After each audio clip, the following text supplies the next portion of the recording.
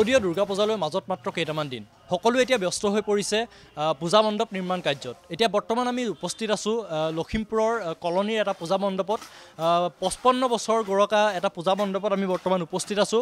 আমি দেখাবলৈ যত্ন কৰিম এই পূজা মণ্ডপ কিদৰে তেওঁলোকে নিৰ্মাণ কৰি আছে, এই সকলো দৃশ্য আমি দেখাবলৈ যত্ন কৰিম।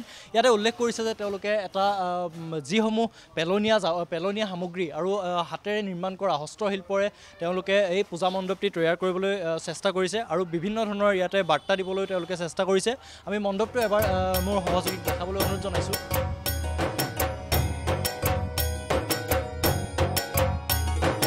পোনে পোনে কথা পাতিবলৈ যত্ন কৰিম। হয়, কি ক'ব বিচাৰিব, যিহেতু আপোনালোকৰ এই কলনীত প্ৰতি বছৰে শাৰদীয় দুৰ্গা পূজালৈ মাজত মাত্ৰ কেইটামান দিন সকলো এতিয়া ব্যস্ত হৈ পৰিছে পূজা মণ্ডপ নিৰ্মাণ কাৰ্যত। এতিয়া বৰ্তমান আমি উপস্থিত আছোঁ লখিমপুৰৰ কলনীৰ এটা পূজা মণ্ডপত। 55 বছৰ গৰকা এটা পূজা মণ্ডপত আমি বৰ্তমান উপস্থিত আছোঁ। আমি দেখাবলৈ যত্ন কৰিম এই পূজা মণ্ডপ কিদৰে তেওঁলোকে নিৰ্মাণ কৰি আছে, এই সকলো দৃশ্য আমি দেখাবলৈ যত্ন কৰিম।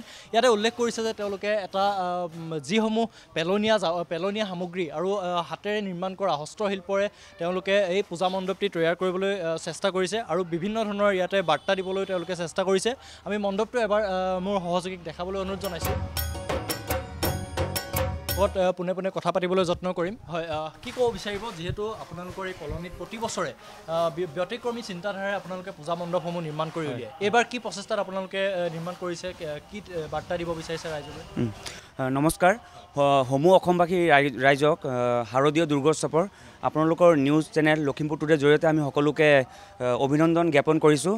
হয়, এইবাৰ আমাৰ যিমান পেলনীয়া সামগ্ৰী সেইবোৰ দি প্লাছ আমি হস্তশিল্প লগত হস্তকলা যিটো আৰ্ট সেইবোৰ দি আমি অলপ কৰিবলৈ চেষ্টা কৰিছোঁ। মানে ধৰক আজিকালি যেনেকুৱা মাটিৰ বস্তু, যেনেকুৱা বাঁহৰ বস্তু, যেনেকৈ জাকৈ আছে, খালৈ আছে, তেনেকুৱা হস্তশিল্প যিবোৰ মানুহ সিহঁতে অলপ ইনস্পায়াৰ পাক। কুমাৰসকল আছে, মাটি চাকি ব্যৱহাৰ কৰিছোঁ, সেইবোৰ বস্তু ধৰক অলপ কুমাৰসকলক অলপ হেৰি পাব এইটো।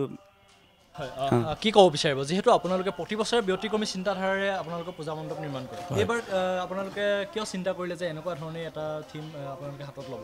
নিশ্চয়, এতিয়া চাওক আমাৰ যেনেকুৱা হস্তশিল্প, তাৰমানে আমাৰ যেনেকৈ আপোনাৰ মাটিৰ চাকি, যেনেকৈ আপোনাৰ জাকৈ খালৈ আপোনালোকে চাব পাৰিব, তেনেকুৱা বস্তুৰে আমি নিৰ্মাণ কৰিছোঁ আৰু তাত আপোনাৰ কষ্টও বিশেষকৈ কম আহে। আৰু যেনেকুৱা পেলনা বস্তু আপোনাৰ আজি চাব এইখিনি ঘৰ আছে, যেনেকৈ ঘৰবিলাক পেলোৱা কাৰ্টন দি বা কিবা দি সেইখিনিতো বস্তু পেলোৱা বস্তু হয়, সেইখিনি দি বনালোঁ। আৰু আমি অসমবাসী ৰাইজক আৰু এটা যেনেকৈ আপোনাৰ যেনেকৈ আমাৰ চাকি বনোৱা মাটিৰ কলা সেই বস্তু বনোৱা মানুহ কুমাৰবিলাকৰ তেওঁলোকৰ এটা আপোনাৰ বিজনেছৰো তেওঁলোকৰ কাৰণে ভাল হ'ব আৰু ৰাইজৰ ওচৰত এটা বাৰ্তা যাব যে এইবিলাক বস্তু দিও কিবা এটা তৈয়াৰী কৰিব পাৰি। আমি কিমান টকাৰ ব্যয় সাপেক্ষে আপোনালোকে এইটো যিমান পাৰিছোঁ আমি যিমান কমত হয় মানে তেনেকৈ আমি হয় পেলোৱা বস্তু যেনেকৈ আপোনাৰ বহুত কম আমি চেষ্টা কৰিছোঁ যিমান কমত হয় আমি কৰি উঠাবলৈ, হাতক ধুনীয়া কৰি নিৰ্মাণ কৰিবলৈ।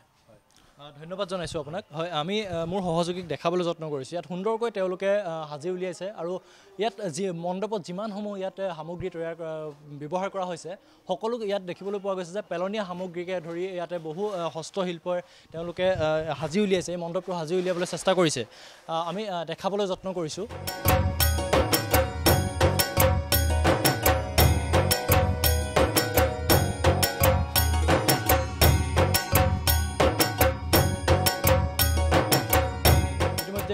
দেখিবলৈ পোৱা গৈছে নিৰ্মাণ কাৰ্য ইয়াতে চলি আছে।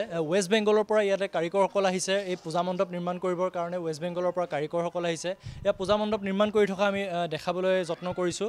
তেওঁলোকে দিনে ৰাতিয়ে ইয়াত অশেষ চেষ্টাৰে তেওঁলোকে এই দুৰ্গা পূজাৰ যি মণ্ডপ আছে লগতে এই মণ্ডপৰ জৰিয়তে তেওঁলোকে ৰাইজলৈ এক বাৰ্তা দিবলৈ চেষ্টা কৰিছে। এই কলনীৰ পূজা মণ্ডপত যিহেতু তেওঁলোকে হাতেৰে নিৰ্মাণ কৰা সকলো সামগ্ৰীৰে ইয়াতে পূজা মণ্ডপটি সাজি উলিয়াবলৈ চেষ্টা কৰিছে। ইয়াতে তেওঁলোকে দেখাইছে যে ঊলেৰে তেওঁলোকে এই পূজা মণ্ডপৰ কিছু ৰূপ ইয়াত দিবলৈ যত্ন কৰিছে। আমি দেখাবলৈ যত্ন কৰিছোঁ। হয়, এয়া কি সম্পূৰ্ণ ঊলেৰে এইবোৰ গোটেই ঊল সূতাৰ এইটো হাতৰ কামেৰে বনোৱা হৈছে। আৰু এটা কথা মই ক'ব বিচাৰোঁ, আমাৰ যিটো মেইন গেট আছে সেইটো গোটেইখন আৰ্ট, কিন্তু গোটেইখন আৰ্ট কলা, মানে গোটেই হস্তকলা এখন আৰ্টটো মানে এখন হেৰি দিয়া হৈছে আমাৰ যিবোৰ পূজাৰ যিবোৰ চিম্বলিক থাকে তেনেকুৱা দেৱ দেৱী তেনেকুৱা কিবা চিম্বলিক দিয়া হৈছে আৰু সেইবোৰে ধন্যবাদ জনাইছোঁ হয় এয়াই আছিল লখিমপুৰৰ কলনী পূজা মণ্ডপৰ প্ৰস্তুতিৰ কিছু দৃশ্যাংশ আমি লখিমপুৰৰ ৰাইজক দেখাবলৈ যত্ন কৰিলোঁ পোনে পোনে লখিমপুৰ টুডেৰ পৰা মই ভাস্কৰজী বৰুৱা মোৰ সহযোগী ৰঞ্জিতৰ সৈতে